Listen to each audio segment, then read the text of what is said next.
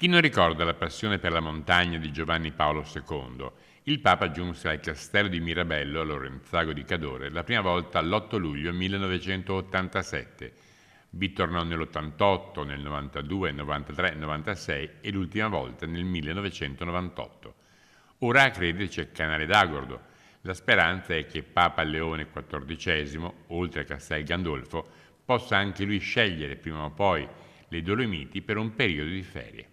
Certo, la speranza c'è, stiamo lavorando anche su questo, quindi sarebbe bellissimo. Sarebbe complicato per me, molto complicato, ma speriamo. Nelle montagne bellunesi ha più volte trascorso le sue vacanze non solo San Giovanni Paolo II, ma anche Papa Benedetto XVI. Chissà che non possa valere il vecchio proverbio del non c'è due senza tre. Non posso ancora parlare, nel senso che abbiamo contatti ovviamente col Vaticano tramite la nostra fondazione, tramite il nostro direttore della Fondazione Papa Luciani, il dottor Serafini, che ha i contatti per riuscire, spero, a portare il Papa Canale.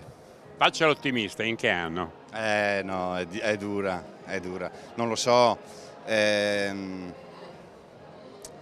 Non lo so, spero entro la fine del mio mandato ovviamente, quindi ho 3 anni di tempo, mettiamoci questo limite, speriamo.